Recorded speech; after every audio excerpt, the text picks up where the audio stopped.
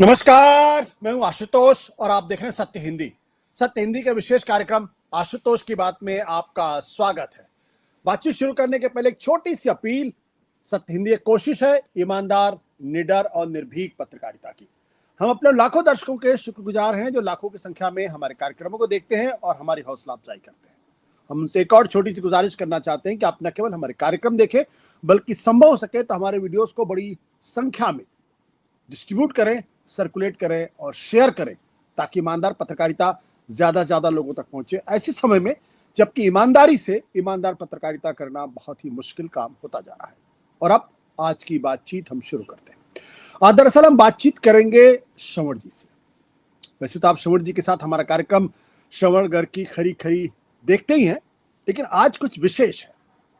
विशेष इसलिए क्योंकि श्रवण जी का जो अनुभव है और जितनी तरीके की सरकारों को उन्होंने संपादक के तौर पर देखा है और पत्रकार के तौर पर देखा है, वैसा अनुभव भारत में शायद ही किसी पत्रकार को हो या शायद ही किसी संपादक को। कम से कम 50 साल या 45 साल का अनुभव तो पत्रकारिता का उनका है ही। तो ऐसे में उनसे आज ये जानना महत्वपूर्ण होगा कि नरेंद्र मोदी के 11 साल और उसमें खासतौर पर पिछले 1 साल, क्योंकि आज के ही 1 साल हुआ है जब उन्होंने तीसरी बार शपथ ली, उनको कैसे आंकते हैं, इतिहास में उनका मूल्यांकन कैसे होगा, क्या वो हिंदुस्तान के सबसे कामयाब प्रधानमंत्री माने जाएंगे, सबसे मजबूत प्रधानमंत्री माने जाएंगे, या हिंदुस्तान के सबसे कमजोर प्रधानमंत्री माने जाएंगे।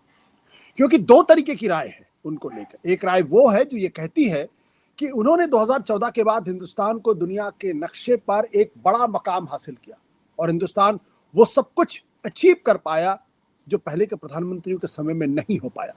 कुछ लोग तो ये भी कहते हैं 2014 के बाद हिंदुस्तान को दरअसल असल आजादी मिली है। और कुछ लोग वो कहते हैं कि पिछले 11 सालों में हिंदुस्तान का भट्ठा बैठ गया है। हिंदुस्तान हर फ्रंट पर अगर बहुत खराब नहीं तो बड़े खराब प्रदर्शन करता हुआ गुजर रहा है, चाहे विदेश नीति का मसला हो, चाहे वो आर्थिक नीति हो, और चाहे देश के अंदर जो सामाजिक नीति है उसको लेकर। ये बात सच है कि वो लगातार चुनाव जीते हैं और जब से गुजरात के मुख्यमंत्री बने हैं उसके बाद से कोई चुनाव नहीं हारे। लेकिन 2024 में जब 400 सीट लेने की बात हो रही थी तो भारतीय जनता पार्टी 240 पर सिमट गई और अगर किस्मत का सहारा नहीं होता तो शायद 240 भी नहीं मिलती। खुद बनारस में उनको जीतने के लिए बहुत मेहनत करनी पड़ी, अमित शाह को वहां बैठना पड़ा। अयोध्या में भारतीय जनता पार्टी हार गई। आर्थिक नीति के स्तर पर अगर हम देखें तो इस वक्त हिंदुस्तान दुनिया की फास्टेस्ट ग्रोइंग इकोनॉमी है, 5वीं और चौथी के बीच सबसे बड़ी अर्थव्यवस्था मानी जा रही है, ऐसा सरकार का दावा है। लेकिन जब ऑपरेशन सिंदूर हुआ तो भारत पूरी तरीके से अकेला पड़ गया। यहां तक कि उसका सबसे अच्छा दोस्त रूस भी उसके साथ खड़ा दिखाई नहीं पड़ा। विपक्ष लगातार तगड़े हमले कर रहा है और नरेंद्र मोदी की जो छवि है उसको चकनाचूर करने की किसी भी कोशिश में वो अपने आप को पीछे नहीं देख रहा है। नरेंद्र सरेंडर, ये नारा राहुल गांधी ने दिया है। आरएसएस का आतंक कह लें या ये कहें दबाव इतना ज्यादा है कि भारतीय जनता पार्टी पिछले 1.5 साल से अपना नया अध्यक्ष नहीं चुन पाई। नरेंद्र मोदी को नागपुर जाना पड़ा और राहुल गांधी के दबाव में आरएसएस और मोदी सरकार को जातिगत जनगणना के लिए तैयार होना पड़ा। तो बहुत सारे सवाल हैं।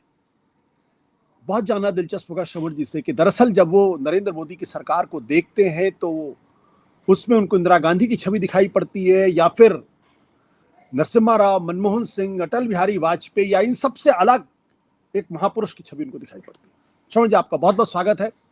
बहुत ज्यादा वक्त मैंने लिया लेकिन मुझे लगा कि ये परिचय देना, पृष्ठभूमि रखना बहुत जरूरी है। मेरा पहला ही सवाल है, क्या नरेंद्र मोदी हिंदुस्तान के सबसे पावरफुल प्राइम मिनिस्टर होंगे या रहे हैं या सबसे कमजोर?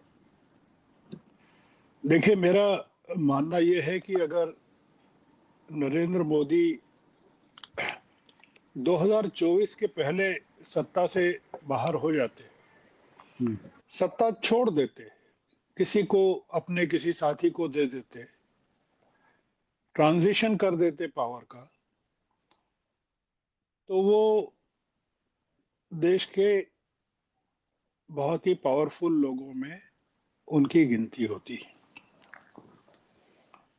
2019 का जो चुनाव था वो बहुत क्रूशियल था, और अगर हम 2019 में मोदी जी के जो सीटें मिली उनको कम हो गई 2014 के मुकाबले,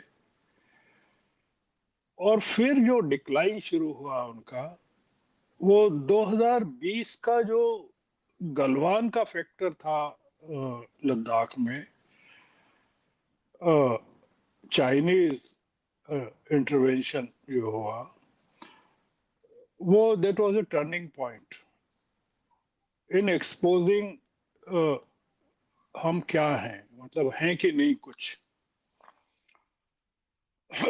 दो चीजों ने हमको बहुत डिवास्टेट किया, एक तो पुलवामा ने किया और एक गलवान ने किया।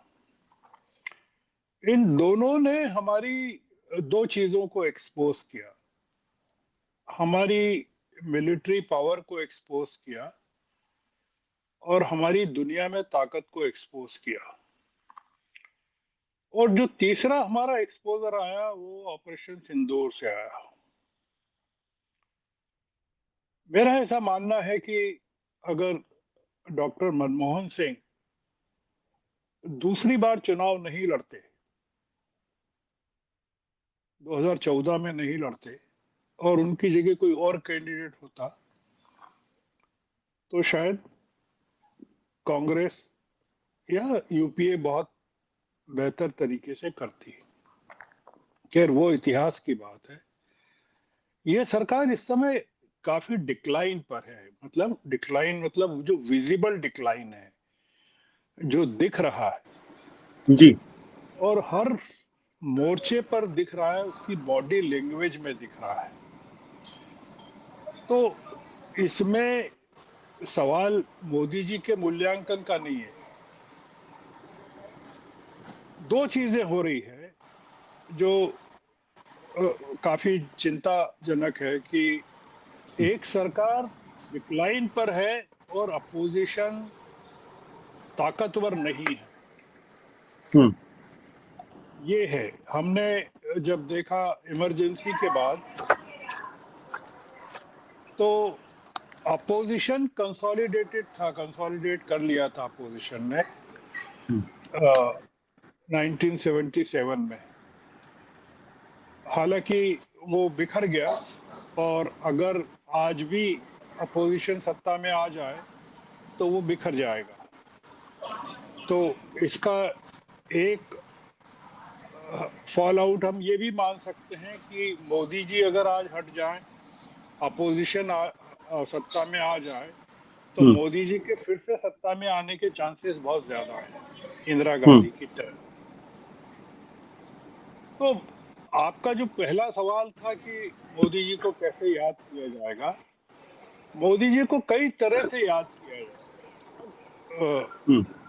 अगर आप उनको वो जो डिवाइडर इन चीफ से शुरू करेंगे, जो उनके बारे में लिखा गया था, गुजरात से शुरू करेंगे, और एक आदमी का जो राइज है, जो लगातार बढ़ रहा है, दुनिया को डिक्टेट करने की क्षमता जिसने हासिल करना चाहता है, वो वहां पहुंच के नीचे गिरता है अचानक से। और ऐसा गिरता है कि जिस ह्यूस्टन की रैली में ट्रंप उनको अपने साथ पैदल चल के पूरे ग्राउंड का चक्कर लगवाते हैं और कहते हैं कि मोदी इज माय फ्रेंड, वो अपने इनॉग्रेशन में मोदी को बुलाते नहीं है। और हम अब देखेंगे G7 में ट्रंप की बॉडी लैंग्वेज मोदी जी के प्रति क्या रहती है। तो ये एक बड़ा फॉल है जो हम देख रहे हैं, और ये इतिहास में मोदी जी को सबसे ज्यादा जगह मिलेगी, मतलब कई कारणों से मिलेगी कि उन्होंने देश को एक लंबे समय के लिए कम्युनली डिवाइड कर दिया, हम्म, पूरी तरह से विभाजित कर दिया। मतलब एक 25 करोड़ की पॉपुलेशन को उन्होंने अविश्वसनीय बना दिया, जो हम्म, दुनिया के किसी मुल्क में आप नहीं पाएंगे कि अमेरिका में ब्लैक्स को इतनी ज्यादा डिवाइड हो गया उनका सोसाइटी से। हमारे यहाँ पूरा डिवाइड हो गया है, मतलब कई तरह से डिवाइड हो गया है। जी। तो मोदी जी को कई चीजों के लिए याद किया जाएगा। तो एक ये बड़ा मतलब मोदी जी को क्या माने, एक कम्युनल नेता माने कि एक स्टेट्समैन माने कि एक आर्थिक क्षेत्र का कोई बड़ा नेता माने, क्या माने, इसको लेकर बहुत सारी बहस है कि मोदी जी हम्म। के बारे में कुछ तय नहीं है कि उनको क्या माना जाए। जी। आपको क्या लगता है कि 2014 से लेके 2019, 2019 से लेके 2024, ये 5-5 साल के उनके कार्यकाल थे जब उनके पास बहुमत अपना था। 2024 के बाद से उनके पास अपना यानी बीजेपी का बहुमत नहीं है। तो क्या 10 साल और 1 साल, इन दोनों में आप प्रधानमंत्री नरेंद्र मोदी के कार्यकलाप, उनके बॉडी लैंग्वेज, उनके कॉन्फिडेंस और उनकी पर्सनालिटी में कुछ आप बदलाव देखते हैं? पूरी तरह से टूट चुके हैं मोदी जी, अकेले हैं, उनके पास कोई नहीं है। सबसे बड़ी चीज तो ये है कि मोदी जी के पास कोई ट्रबल शूटर नहीं है। अगर आप देखें 2024 के इलेक्शन को देखें तो उन्होंने डेलिबरेटली ओवर कॉन्फिडेंट थे अपनी छवि को लेकर, कि वो अपनी छवि के दम पर 400 सीटें जीत गए। और एक टेक्टिकल मिस्टेक उन्होंने की कि आरएसएस को एंटेगनाइज किया है 5वें चरण के मतदान के ठीक पहले, कि हमको आरएसएस की जरूरत नहीं। 2024 का जो चुनाव है वो, जिसको कहना चाहिए ना कि भारत की पूरी इंडियन पॉलिटिक्स में एक बहुत बड़ा शिफ्ट है, पैराडाइम शिफ्ट जिसको कह सकते हैं, कि एक पार्टी जिसको रूल आउट कर दिया गया था, जिसकी संसद सदस्यों की संख्या अपोजिशन का लीडर बनने की भी नहीं थी, वो 100 का आंकड़ा प्राप्त कर लेती है और इंडिया ब्लॉक चुनौती देने की स्थिति में आ जाता है, 220 के करीब सीटें आ जाती है। ये भारत की पॉलिटिक्स का, इसने मोदी जी को हिला दिया। उनको पहली बार लगा कि उनका ऑरा खत्म हो गया। और ये जैसे ही रियलाइजेशन हुआ मोदी जी को 2024 के चुनाव के नतीजों के बाद, जो संविधान बदलने की बात कर रहे थे, अगर हेगड़े जो थे कर्नाटक के, उनका, ज्योति मिर्धा के बयान, या अयोध्या में लल्लू सिंह का बयान, ये तमाम लोग 400 सीटें, संविधान बदलना, आज कोई बात नहीं करता इस तरह की। आरएसएस भी अब हिंदू राष्ट्र की बात नहीं करता। आरएसएस की जुबान भी लड़खड़ा गई है पूरी की पूरी, और वो अल्पसंख्यकों को, दलितों को, पिछड़ों को साथ लेकर चलने की बात कर रहे हैं। आपने जैसा कहा भूमिका में जाति जनगणना का, जो उन्होंने भागवत उनके घर गए प्रधानमंत्री निवास, और उसके अगले दिन पहलगाम के बाद वो गए थे, और घोषणा ये होती है जाति जनगणना की।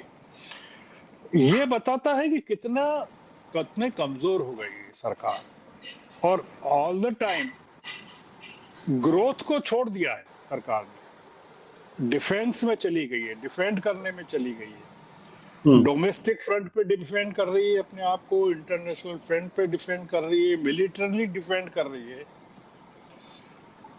पाकिस्तान का डिफेंस बजट, जो मुझे कहा गया है, बताया गया है, भारत में जो पेंशन दी जाती है हमारे सैनिकों को, उसका जो उसके बराबर होगा या उससे कम होगा। पर वो आप देखिए कि वो कितनी बड़ी चुनौती बन गया। इसका हम मतलब जिन चीजों को अंडर एस्टिमेट कर रहे थे, या बांग्लादेश हमारे लिए कितना बड़ा चैलेंज बन गया। हम्म। तो ये जो प्रेशर्स है मोदी जी पर और ये बीजेपी पर है, असल में मैं ऐसा मानता हूँ कि ये जो डिक्लाइन है वो बीजेपी पर रिफ्लेक्ट करेगा आने वाले दिनों में, और जो रिफ्लेक्ट कर रहा है, क्योंकि जो आरोप लगाया राहुल गांधी ने महाराष्ट्र के चुनाव को लेकर, हम्म। जो हरियाणा के चुनाव में भी आरोप लगे हैं इस तरह के, दिल्ली में भी लगे हैं, पर बेसिकली महाराष्ट्र में लगे हैं। उसका बुनियादी कारण ये है कि आप चुनाव अब नहीं जीत सकते फेयर तरीकों से। तो आप फेयर तरीकों से चुनाव न जीते और सत्ता में बने रहें अनफेयर मीन से, पर जनता का यकीन और विश्वास और दुनिया का यकीन और विश्वास आप खो चुके हैं। ये एक कुल मिलाकर हम मोदी जी के 11वें साल में हमको जो नजर आता है कि जो हम देख रहे हैं कि एक सेलिब्रेशन नहीं है देश में। एक साल हम्म। भर का जो मूड होता है बीजेपी के वर्कर्स में, या अ, एक जुबिलेशन जो होता है, वो नहीं है। मतलब एक जिसको कहते हैं कि मना रहे हैं। आपने नड्डा उत्सव जी की नहीं है। प्रेस कॉन्फ्रेंस, जी, नड्डा जी की उत्सव नहीं प्रेस है। कॉन्फ्रेंस, जी, ये ऐसा होता नहीं है। बिल्कुल, समझिए, अब एक बहुत बहुत ही दिलचस्प मोड़ पे आपकी बातचीत आ गई है। दो चीजें आपने बहुत ही इंपॉर्टेंट कही है, लेकिन उसी संदर्भ में मेरा सवाल इस बात को लेकर, आपने कहा कि एक साल सरकार को हो गया लेकिन कहीं उत्सव दिखाई नहीं पड़ता, और ऑपरेशन सिंदूर में सरकार का दावा है कि उन्होंने पाकिस्तान को मुंहतोड़ जवाब दे दिया, पाकिस्तान को हरा दिया, लेकिन उसके बाद भी सेलिब्रेशन नहीं दिखाई पड़ता। ये वो पार्टी है जो हर म्युनिसिपल चुनाव के बाद सेलिब्रेशन करती थी। हर वक्त प्रधानमंत्री आप नेशनल टीवी पे अचानक शाम को दिखाई पड़ते थे और बड़ी बड़ी बातें किया करते थे। वो क्यों गायब दिखाई पड़ रहा? ऑपरेशन सिंदूर के बाद इन्होंने क्यों सेलिब्रेट नहीं किया, और आज एक साल पूरा होने के बाद भी वो सेलिब्रेशन क्यों नहीं दिखाई पड़ रहा? एक तो ये कि हम देख रहे हैं कि एक बहुत ही, जिसको हम पाकिस्तान को कहीं गिन के नहीं चल रहे थे अपने पूरे फॉरेन पॉलिसी फ्रेमवर्क में या अपने पड़ोस में, हमको उससे लड़ाई लड़ना पड़ी। और हम उसको कह रहे हैं कि यार हम तुम्हारे मोहल्ले में आके तुम्हारे यहाँ के गुंडों को मारने वाले हैं, तुम हस्तक्षेप मत करना। वो आपको ललकार रहा है बराबरी से। और दुनिया के जो सुपर पावर्स हैं वो आपके साथ खड़े नहीं हो रहे हैं। तो वो अंग्रेजी का जो मुहावरा है, there is much more than what meets the eye. हम ऑपरेशन सिंदूर पर फोकस कर रहे हैं, पर मेरा ऐसा मानना है कि हमारा ओवरऑल इम्पैक्ट जो है दुनिया में, वो कमजोर हो गया है। और उसका उसके कई कारण हैं। उसका जो हमारी पॉलिसीज हैं, हमारी फॉरेन पॉलिसी भी है, हमारी बेसिकली ये जो पूरा का पूरा ग्रोथ का जो इंजन है वो इकोनॉमी से ड्रिवन होता है। इकोनॉमी जो होती है वो दुनिया की चीज शक्तियों को ड्राइव करती है। अभी जो ट्रेड वार भी चल रहा है अमेरिका का चीन के साथ या दुनिया के देशों के साथ, वो इकोनॉमी का हिस्सा है। हमने क्या किया है कि मोदी जी के मूल्यांकन में जो पैरामीटर्स तय किए या जिन पर बात करते हैं, वो बेसिकली आरएसएस को लेकर करते हैं, या वो राष्ट्र अध्यक्ष नहीं चुन पाए उसको लेकर करते हैं। ऑपरेशन सिंदूर का जैसे मैंने बताया, या गलवान का मैंने जिक्र किया। चीन जो अरुणाचल में कर रहा है अब, जो बस्तियां बना रहा है, नाम दे रहा है, हमारे लिए मेजर थ्रेट बन रहा है चीन। हम उसको छुपा रहे हैं। जो मोदी जी सबसे बड़ा नुकसान कर रहे हैं वो ये कर रहे हैं कि वो आने वाली सरकारों के लिए बहुत सारा काम छोड़कर जाएंगे आने और देश की जनता के लिए बहुत सारी तकलीफें छोड़कर जाएंगे। चाहे बीजेपी की सरकार बने, मोदी जी के बाद कोई भी प्रधानमंत्री इसको हैंडल नहीं कर पाएगा, मतलब बीजेपी का भी नहीं कर पाएगा, मतलब अमित शाह भी नहीं कर पाएंगे, क्योंकि इतना ज्यादा मैस हो गया है चीजों को लेकर कि ये कोई छोटी चीज नहीं है। जैसे मैं आपको उदाहरण दूं कि 2014 में इन्होंने मेक इन इंडिया लॉन्च किया। जो टारगेट था वो ये था 12 से 14% ग्रोथ का था,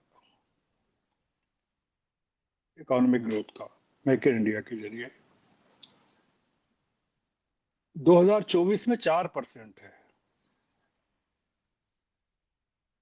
आप अगर 2024 में 14 में जॉब्स क्रिएशन के बारे में देखें कि कितने करोड़ जॉब्स उन्होंने क्रिएट करने की बात की थी हर साल, हम जॉब्स जो ओरिजिनल थे उसमें गिरावट हो गई है, मतलब लोगों की नौकरियां चली गई है। इसमें कोविड भी एक कारण है, और सबसे बड़ा कारण ये है कि हमारे यहाँ मैन्युफैक्चरिंग में जॉब्स नहीं हुए, बिल्कुल जॉब्स नहीं है। 2022 में जो फॉरेन इन्वेस्टमेंट था $85 बिलियन का था, वो 2024 में $10 बिलियन का हो गया। अब आप सोचिए कि $75 बिलियन का दो सालों में डाउनफॉल हुआ है, और ये $10 बिलियन भी आईटी सेक्टर में है, मतलब जो एक्चुअल मैन्युफैक्चरिंग सेक्टर है। मतलब ये 10 बिलियन भी सर्विसेज में है, आईटी में है। चाइना से इंपोर्ट, आप चाइना को कैसे चैलेंज करेंगे? 114 करोड़ 115 करोड़ का इंपोर्ट करते हैं फिनिश गुड्स का, मशीन्स होती हैं, कंप्यूटर्स होते हैं, और आप $14 अरब का सिर्फ रॉ मटेरियल एक्सपोर्ट करते हैं। $100 अरब का चीन के साथ आपका घाटा है। आप, हमारे दर्शकों को ये पता होना चाहिए कि बाहर दुनिया के दूसरे देशों में हमारे यहाँ के लोग कितनी बड़ी तेजी से इन्वेस्ट कर रहे हैं, यहाँ का पैसा बाहर जा रहा है, और ये सब हुआ है डिमोनेटाइजेशन के बाद। अब हमारे नड्डा जी ने प्रधानमंत्री के 11 साल का ब्यौरा दिया, उसमें डिमोनेटाइजेशन को उल्लेख नहीं बताया।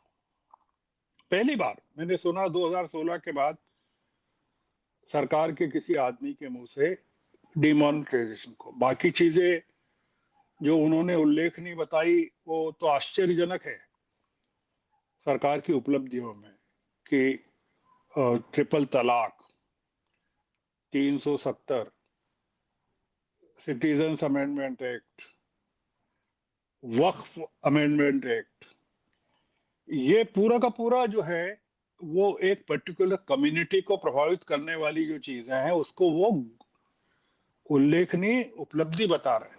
जी। और 5वें नंबर पर वो आते हैं तो कहते हैं डिमोनेटाइजेशन। सबसे ज्यादा नुकसान डिमोनेटाइजेशन का इकोनॉमी को हुआ है। 1.1 बिलियन डॉलर्स का 2014 में फॉरेन इन्वेस्टमेंट होता था, यहां से पैसा बाहर जाता था।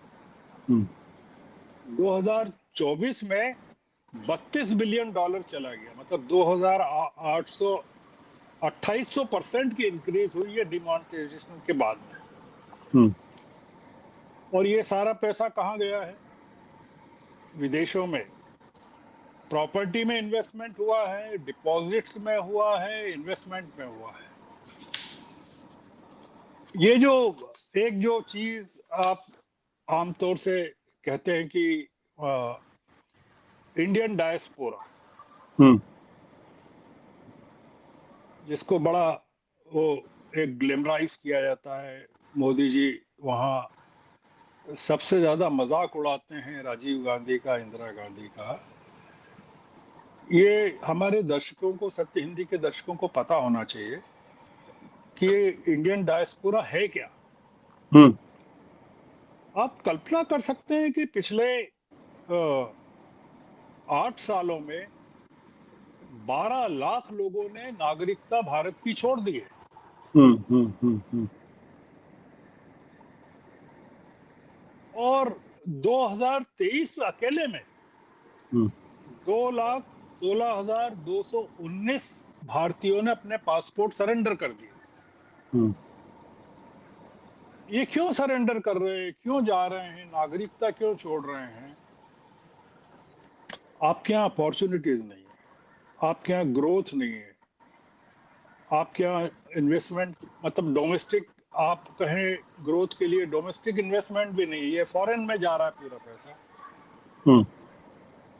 जॉब्स नहीं है, ये ब्रेन ड्रेन हो रहा है। ये मोदी जी जिसको एड्रेस करते हैं बर्लिन में, कोरिया में, जापान में, हम्म। अमेरिका में, ब्रिटेन में, ये हमारा टैलेंट है सारा का सारा।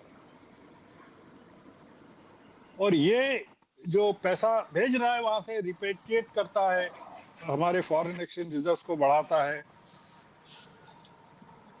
ये वो है। हम्म। और अब हो ये रहा है कि सारे देशों में भारतीयों के आने पर प्रतिबंध लग रहा है।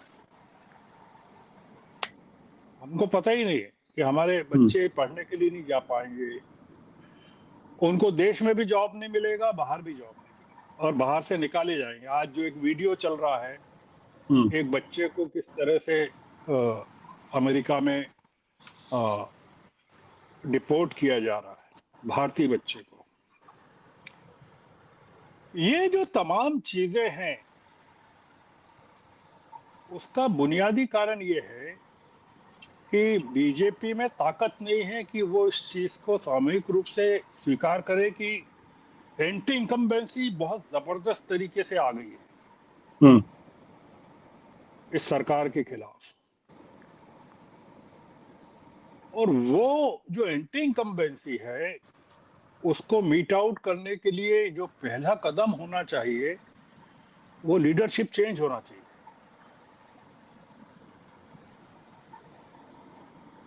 हम्म। कम से कम एक फ्रेशनेस आएगी। मैंने शुरू में कहा था कि मोदी, ये मनमोहन सिंह को अगर ये चेंज कर देते 2014 14 में। में, हम्म। तो यूपीए के लिए बेटर चांसेस थे, क्योंकि मोदी जी ने और बीजेपी ने उनके खिलाफ एंटी इनकम्बेंसी जबरदस्त पैदा कर दी थी। बिल्कुल। श्रवण जी, अगर आपकी इजाजत हो तो मैं एक सवाल ये पूछूं, लेकिन 2024 के पराभव के बाद जिस तरीके से महाराष्ट्र में उन्होंने चुनाव जीता, जिस तरीके से हरियाणा में चुनाव जीता, और दिल्ली के अंदर उन्होंने अरविंद केजरीवाल की टीम को हराया, तो उससे भारतीय जनता पार्टी के लोगों का यह कहना है कि जो नुकसान होना था हो गया, अब हम फिर पुरानी शिद्दत के साथ खड़े हो गए हैं, और अब बीजेपी फिर जीतने लगी है और विपक्ष फिर अपने पुराने ढर्रे पर आ गया है। आशुतोष जी, अभी जो बजट एलोकेशन हुआ महाराष्ट्र में, उसमें 3,000 करोड़ रुपए का फडणवीस ने मंदिरों के लिए और स्मारकों के लिए एलोकेशन किया है। हम्म। सबसे ज्यादा एजुकेशन के लिए नहीं है उसमें, हेल्थ के लिए नहीं है। कारण क्या है कि ये जो कॉन्फिडेंस है वो 3 कारणों से है। पहला कारण तो ये है कि आप फ्री बीज हम्म। को लगातार अपना हथियार बनाना चाहते हैं। आपने देखा महाराष्ट्र में लाखों लोगों को लाड़की बहना योजना से निकाल दिया अब कि वो हम्म। लोग फर्जी थे। आपने जो कहा था कि मंथली इंक्रीज करेंगे उनको जो मिलता है मानदेय, वो आपने किया नहीं, ना मध्य प्रदेश में किया, ना महाराष्ट्र में किया। तो कम्युनल डिवाइड को आप और इंटेंसिफाई करना चाहते हैं, हम्म। फ्रीबीज को बढ़ाना चाहते हैं, और जो राहुल गांधी आरोप लगा रहे हैं कि आप फर्जी वोटिंग के जरिए, फर्जी वोटर्स के जरिए चुनाव जीतना चाहते हैं, लेवल प्लेइंग फील्ड जो होना चाहिए हम्म वो अपोजिशन को नहीं मिल रहा है और मिलेगा भी नहीं। मैं उस सिनेरियो की बात कर रहा हूं कि ये जो डिक्लाइन है मोदी जी का, ये कहां जाएगा। मैं उसकी हम्म बात नहीं कर रहा हूं कि मोदी जी सत्ता में रहेंगे कि नहीं रहेंगे। मेरा ऐसा मानना है कि 2029 में रहेंगे वो, हम्म और वो कोशिश करेंगे कि 2034 के लिए भी चुनाव लड़े। पर अगर आप ग्राफ देखें कि 14 में कहां थे वो, पॉपुलरिटी के किस स्केल पे थे, बीजेपी की ताकत और मेंबर ऑफ पार्लियामेंट के लेवल पर किस स्केल पर थे, 2019 में कहां आ गए, हम्म और 2024 में बैसाखियों पर आ गए। मतलब 2019 में आप एनडीए के कॉन्स्टिट्यूएंट्स को ओबलाइज कर रहे थे कि आप, हमें आपकी जरूरत नहीं है, फिर भी हम आपको मंत्रिमंडल में रख रहे हैं। हम्म हमारी खुद की मेजोरिटी है 200 285 के करीब या 282 या जो भी है, 282। हाँ। हाँ, फिर भी हम आपको ले रहे हैं।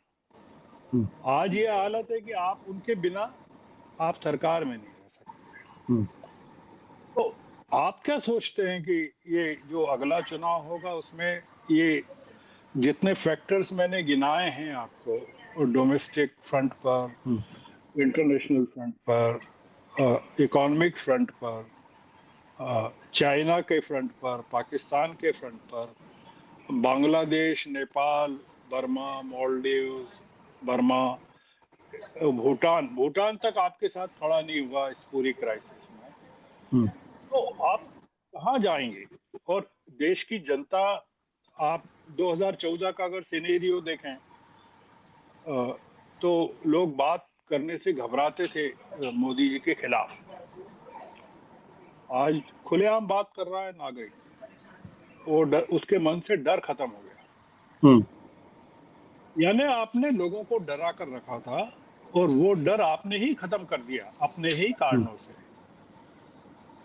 तो आप अगर 4 हिंदी भाषी राज्यों में आप चुनाव लड़के जीत भी जाए, तो आप बंगाल में क्या करेंगे, तमिलनाडु में क्या करेंगे, केरल में क्या करेंगे, कर्नाटक में क्या करेंगे, आंध्र में क्या करेंगे, तेलंगाना में क्या करेंगे, नॉर्थ ईस्ट में क्या हम्म करेंगे, बिहार और यूपी में भी क्या करेंगे। क्योंकि सबसे बड़े चैलेंजेस 2024 में जो आए थे वो जी। यूपी और महाराष्ट्र और बिहार से आए थे। अगर आप नंबर ऑफ सीट्स देखें जो इनकी लूज हुई है, वो इन 3 राज्यों से हुई है। तो भारतीय जनता पार्टी को, मतलब मैं ये मानता हूं, मैंने कहा भी है कहीं, कि हम्म संघ की चिंता इस समय मोदी नहीं है, संघ की चिंता अमित शाह भी नहीं है। संघ की चिंता ये कि इस सरकार के जाते ही बीजेपी बहुत डिक्लाइन कर जाएगी, क्योंकि बीजेपी में हम्म लीडरशिप ही नहीं है। मतलब 1 नंबर और 2 नंबर के बाद कुछ है ही नहीं। राजनाथ सिंह 78 के हैं हम्म और 4 साल बाद 82 के हो जाएंगे 29 के इलेक्शन में। आपने किसी को बढ़ने ही नहीं दिया। जैसे नेहरू जी की डेथ के बाद जब सवाल आया किसको बनाएं, तो अ, और लाल बहादुर शास्त्री कहीं से अंधेरे में से पैदा हो गए। हम्म हमारे यहाँ तो इतना ज्यादा मोदी जी ने अपने आसपास उजाला पैदा कर रखा है कि अंधेरे में से किसी के पैदा होने का सवाल ही नहीं है। तो ये जो दिक्कत है वो, मैं इसको देश के लिए बहुत खराब मानता हूँ। मैं हम्म बीजेपी की बात नहीं कर रहा हूँ, आ- पॉलिटिकल जी। आपने आपने एक बार, सॉरी मैंने बीच में टोका। आप जहां एक तरफ एंटी इनकम्बेंसी के बारे में बात कर रहे हैं, वहां आप ये भी कह रहे हैं कि 2029 में भी आ सकते हैं। ऐसा क्यों? ये आपकी बातों में एक विरोधाभास नहीं है? क्या आपको लगता है कि विपक्ष आज भी उतना ही नाकारा है और कुछ नहीं कर पा रहा है, इसलिए फायदा उठा रही बीजेपी? मेरा ऐसा मानना है कि मोदी जी के आने का सबसे बड़ा कारण विपक्ष होगा, हम्म मोदी जी नहीं होंगे। मतलब 2024 में भी उनके सत्ता में आने का कारण विपक्ष है। आपने देखा कि इंडिया ब्लॉक को नीतीश कुमार ने किस तरह से धोखा दिया। हम्म जो चंद्रबाबू नायडू किसी समय विपक्ष की एकता के लिए कोशिश कर रहे थे, खुद प्रधानमंत्री बनना चाहते थे, मोर्चा बना रहे थे एनडीए के खिलाफ, वो घुटनों पर आ गए, आंध्र में समर्थन देने को तैयार हो गए। तो ये मोदी जी की जो ताकत है वो विपक्ष की कमजोरी होगा, बीजेपी की ताकत नहीं होगी। और इसीलिए आप पा रहे हैं जो ये बड़ा सिग्निफिकेंट है कि उनको सरकार चलाने के लिए भी बैसाखियां चाहिए और विदेशों में अपना पक्ष रखने के लिए भी बैसाखियां चाहिए। तो आप देख रहे हैं कि जिन लोगों को उन्होंने भेजा वहां भारत का पक्ष प्लीड करने के लिए, वो कौन लोग थे, कितने वोकल थे, वो कौन वोकल थे? तो शशि थरूर वोकल है, आनंद शर्मा हैं, प्रियंका चतुर्वेदी हैं,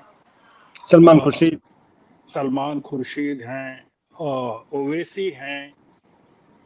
आपने रविशंकर प्रसाद का नाम नहीं सुना हो कि उन्होंने कोई बहुत फोर्सफुल प्रेजेंटेशन किया हो, या वो जो वहाँ के सूर्या हैं कर्नाटक के, उनका उनके बारे में, तेजस्वी सूर्या के बारे में नहीं सुना होगा, पर सुप्रिया सुले के बारे में आपने सुना, या कनिमोझी के बारे में सुना। कनिमोझी से वहाँ सवाल किया गया कि भारत की लैंग्वेज क्या है, एक सवाल पूछा कनिमोझी से, तो कनिमोझी ने कहा भारत की लैंग्वेज है यूनिटी इन डाइवर्सिटी, और खूब तालियां बज गई वहाँ, क्योंकि वो गई थी इस बैकग्राउंड में कि उनसे पूछेंगे कि ये हिंदी और तमिल को लेकर क्या चल रहा है, 3 भाषा का फॉर्मूला। बहुत ही शार्प लोग हैं विपक्ष में, और बीजेपी में उतना ही बैंक्रप्सी है जिसको कहना चाहिए। ना तो चीफ मिनिस्टर कोई इस काबिल है कि उसको आप बना सकें, ना कोई कैबिनेट में आपको ऊपर के 5 लोगों के बाद छठे पर आप जाएंगे तो आपको दिक्कत हो जाएगी। एक जो बड़ा फैक्टर रहा है फॉरेन पॉलिसी के फ्रंट पर, वो ये रहा कि 2019 तक फॉरेन पॉलिसी की कमान सुषमा स्वराज के हाथों में थी। तो एक चेहरा था, पॉलिटिकल चेहरा, हाँ, देश के पास फॉरेन पॉलिसी फ्रंट पर। आपने एक ब्यूरोक्रेट को फॉरेन पॉलिसी में डाल दिया जो कि राजदूत रहा है, कहीं चीन में रहा हो या कहीं अमेरिका में रहा हो। तो ब्यूरोक्रेट्स आपका कहना बहुत मानते हैं, क्योंकि प्रधानमंत्री के काम करने का तरीका ही ये, गुजरात में उनका तरीका ये था कि पूरी ब्यूरोक्रेसी को उन्होंने सारे महत्वपूर्ण जिम्मेदारियां दे दी थी। अगर आप मोदी जी के कार्यकाल का गुजरात का अध्ययन करें तो वहां ब्यूरोक्रेट्स जो थे मंत्रियों से ज्यादा पावरफुल थे। मंत्री केवल 2 ही पावरफुल थे, 3 पावरफुल थे। एक तो आनंदीबेन थी, एक हमारे अमित शाह जी थे, और एक मोदी जी थे। बाकी जो थे इंडस्ट्री में थे, वो इंडस्ट्री वाले थे थोड़े से, पर बाकी का किसी को पता ही नहीं था कि कौन मंत्री है और नहीं है। ब्यूरोक्रेसी। यहां भी वो गुजरात का जो मॉडल लेके आए, तो आप पाएंगे कि आप लेटरल एंट्री से जिन लोगों को प्रवेश कर रहे हैं सरकार में, या मंत्रिमंडल में जो लोग बहुत हावी हैं, वो लोग जयशंकर हैं या पुरी हैं या इस तरह के जो लोग हैं, या नीति आयोग में जो लोग हावी हैं। नीति आयोग में it was all political before, कि कॉन्टेक्ट सिंह अगर हैं वहां तो he was representing Manmohan Singh being the chairman of the planning commission, and Montek Singh was there. तो आपने पूरे के पूरे सत्ता के और स्ट्रक्चर को ही धराशायी कर दिया मोदी। मैं जो बार बार कह रहा हूं कि चाहे बीजेपी का कोई प्रधानमंत्री बन जाए या अपोजिशन का बन जाए, बहुत भयानक दिक्कत आने वाली है। मतलब ये जो दुकान है उसको मोदी जी के अलावा कोई संभाल ही नहीं सकता। इतना ज्यादा उन्होंने इसको हर तरह से अस्त व्यस्त कर दिया है। ये स्थिति है। आपसे आखिरी सवाल, 1 साल में आपने विपक्ष की जो भूमिका है उसमें राहुल गांधी को कहाँ देखते हो? मैं राहुल गांधी को देखता हूँ, अगर राहुल गांधी नहीं होते आशुतोष जी, हम्म, तो हम्म, इस देश में विपक्ष नाम की कोई चीज नहीं होती हम्म, और तानाशाही आ चुकी होती। हम्म, राहुल गांधी का इस देश को और इस देश के प्रजातंत्र को सबसे बड़ा कंट्रीब्यूशन यह है कि उन्होंने डिक्टेटरशिप को पूरी तरह से रोक दिया, आने से रोक दिया, हम्म, और अब डिक्टेटरशिप को डिमोलिश कर रहे हैं। और वो, उस आदमी को चिंता नहीं है किसी चीज की। आप कल्पना कीजिए कि राजनीति के हाशिए पर वो आदमी चला गया था। हम्म, 2019 के चुनाव को अगर आप देखें, जिसमें वो बिट्रेयल था उनका खुद के पार्टी के लोगों के द्वारा, कि वो जब निराश होकर उन्होंने प्रेस कॉन्फ्रेंस में कहा कि मुझे हमारी पार्टी के लोगों ने निराश किया, वो अपने बेटों को जिताने में लगे रहे, हम्म, नाम लेकर उन्होंने कहा, और उन्होंने पद छोड़ दिया।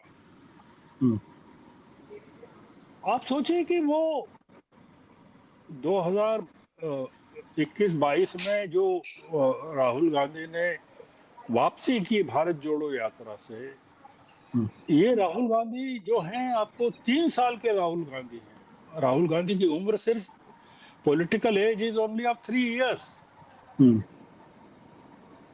And he has change the scenario of India, और दुनिया का सिनेरियो उस आदमी ने चेंज कर दिया। तो Rahul Gandhi has emerged as a statesman of politics. जो नेहरू का स्ट्रक्चर था, स्टेचर था, या इंदिरा जी का था, या राजीव गांधी का था, या मनमोहन सिंह का था, he is a mix of everything. Hmm, और उनमें एक तरह का वेंजेंस है, उनके अंदर गुस्सा है। राहुल गांधी में बहुत गुस्से से भरे हुए हैं। कई कारणों से है गुस्सा। एक तो परिवार में दो दो शहादतें हुई है उनके यहाँ, उसमें से निकले हैं, और जान पर खतरा हमेशा। एक सरकार उनके पीछे लगातार पड़ी हुई है, उस सरकार के लोग उनको जेल भिजवाने पर आमादा हैं, एक के बाद एक एफआईआर हो रही है उनके खिलाफ। एक जो विंडिक्टिव एटीट्यूड है सरकार का, वो भयानक है, और उसमें वो आदमी जिंदा है और लगा हुआ है, और वो रुक नहीं रहा है कभी। हम्म, वो आपको मध्य प्रदेश में दिखता है, कभी गुजरात में दिखता है, कभी हरियाणा में दिखता है, कभी बिहार पहुंच जाता है। वो पहुंच पहुंच जाता है। आप बताइए ना, देश में कौन सा नेता है दूसरा जो इस तरह से लगा हुआ है? Hmm, Rahul Gandhi minus India, और Rahul Gandhi minus Indian politics would be a great disaster. Hmm, एक ही चीज है कि जो जिस तरह के लोग राहुल गांधी के इर्द गिर्द हैं, उनके सलाहकार कहें, या जिस तरह के फेसेस हैं, जी, वो भी, उनकी भी एंटी इनकम्बेंसी का स्टेज है। People don't want to see them, hmm, कि मतलब all the time you see कैसे वेणुगोपाल एक कंपनी है, people don't want to see him. Hmm, कि भाई, आपका नॉर्थ इंडिया की पॉलिटिक्स में क्या काम, या जयराम रमेश बोल हम्म, रहे हैं, आपका क्या काम है? ऑफ लेट अगर आप देखें तो कांग्रेस के तरफ से ब्रीफिंग करने वालों में जो चेहरे पैदा हुए हैं, हम्म, बहुत ही फ्रेशनेस है। हम्म, इतने नए नए चेहरे आ रहे हैं, और इतने नए लोग दिख रहे हैं कि ऐसा लग रहा है कि कुछ फ्रेशनेस आ रही। तो मैं राहुल गांधी का जो कंट्रीब्यूशन है इस देश की पॉलिटिक्स को, मेरा ऐसा मानना है कि वो इंदिरा गांधी से भी ज्यादा है। हम्म, मनमोहन सिंह तो कहीं नहीं लगते हैं, और he is contributing to the fabric of India, the democratic hmm, fabric of India. Mrs Gandhi पर आरोप था कि she tried to subvert the constitution. Hmm, ये आदमी कॉन्स्टिट्यूशन को बचाने के लिए मरना चाहता है। Hmm, this is a basic difference between Mrs Gandhi and Rahul Gandhi. Hmm. Mrs Gandhi के टाइम में सुप्रीम कोर्ट में जजेस were superseded. This man is fighting for good people in तो तो जुडिशरी। फिर कांग्रेस चुनाव क्यों नहीं जीत पा रही? कांग्रेस चुनाव कई कारणों से नहीं जीत पा रही। मैंने आपको बताया, कम्युनल हम्म, डिवाइड बताया, मैंने फ्रीबीज हम्म, का बताया, मैंने आपको हम्म, चुनाव में भ्रष्टाचार बताया, आपको कांग्रेस में वर्कर्स का नहीं होना बताया, बीजेपी के पास आरएसएस जैसे संगठन का होना, फ्रंटल ऑर्गेनाइजेशंस का होना बताया। हम्म, कांग्रेस के सेवा दल में आप चेहरे उठाकर देख लीजिए कि किस तरह के लोग हैं। कांग्रेस को अगर जिंदा है आज तो बहुत बड़ी बात है, क्योंकि आप अगर कॉन्टेम्प्ररी पॉलिटिक्स में अगर आप पुराने जितने पॉलिटिकल ऑर्गेनाइजेशन है उनको देखें, हम्म, सीपीएम को देखें, सीपीआई को देखें, समाजवादी पार्टी को देखें, मैं पुरानी समाजवादी पार्टी कह रहा हम्म, हूँ जो हम्म, लोहिया के जमाने की थी, या प्रजा पीएसपी को देखें, या बीएसपी को देखें, या और आम आदमी पार्टी को देखें, बहुत सारी पार्टियों को मैं आप गिना सकता हूँ। हम्म, सीपीएम को, सीपीआई को, जो मैंने कहा, खत्म हो गया पूरा का पूरा हम्म, साम्राज्य। कांग्रेस क्यों जिंदा है इतने 100 सालों से, 140 सालों से? There is something great about the Congress कि ये कंसेंसस अभी भी है, नॉर्थ से साउथ, ईस्ट से वेस्ट। हम्म, बीजेपी की प्रॉब्लम ही ये है, बीजेपी का फ्रस्ट्रेशन ये है, सबसे बड़ा फ्रस्ट्रेशन ये है कि विंध्याचल के पार बीजेपी है ही नहीं। हम्म, आप आंध्र में, तेलंगाना में, इवन इन कर्नाटका, केरल, तमिलनाडु, पौंडीचेरी, उड़ीसा में अब आए हैं। वो भी हम्म, उड़ीसा में आने का के कई दूसरे कारण हैं कि नवीन पटनायक को किस तरह से इन्होंने वो किया, लेट डाउन किया।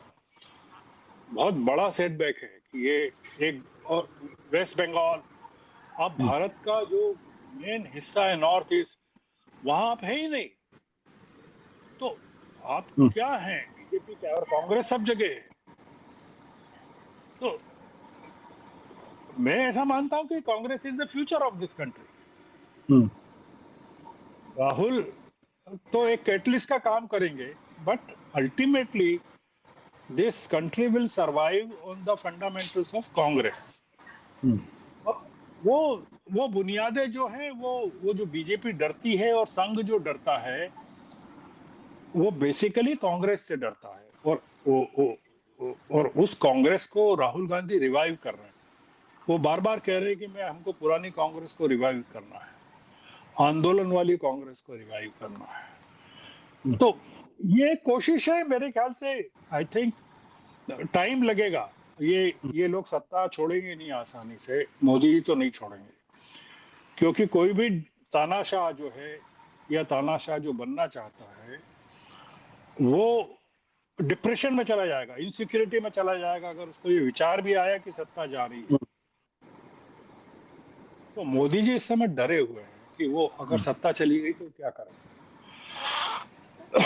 तो वो छूटने नहीं देंगे, कहीं से भी हम्म, छूटने नहीं देंगे। चैलेंज बड़ा है राहुल के सामने, विपक्ष के सामने, कांग्रेस के सामने। हम्म, मेरा ऐसा मानना है कि ये सरकार 2029 में सरवाइव कर भी ले, देश का सर्वाइवल जो है ये मुश्किल कर देगी, मतलब हर तरह से मुश्किल कर देगी। हम्म, और एक हम जिस तरफ जा रहे हैं, एक चीज और कहना चाहता हूं कि मोदी जी अगर हम्म, कोई बड़ा करिश्मा कर दें अब, जिसमें चीजों को पूरी तरह से बदल दें, लोगों को बदल दें, मुख्यमंत्रियों को बदल दें, पार्टी को बदल दें, कम्युनल जो इनका फेस है उसको चेंज कर दें, आरएसएस से मुक्त हो जाए पूरी तरह, रिस्क लेने को तैयार हो जाए, हर तरह की रिस्क, जैसे राहुल ले रहे हैं, कम वॉट में वाली, तो मेरे ख्याल से एक जो इमेज मेक ओवर है उसकी एक पॉसिबिलिटी है।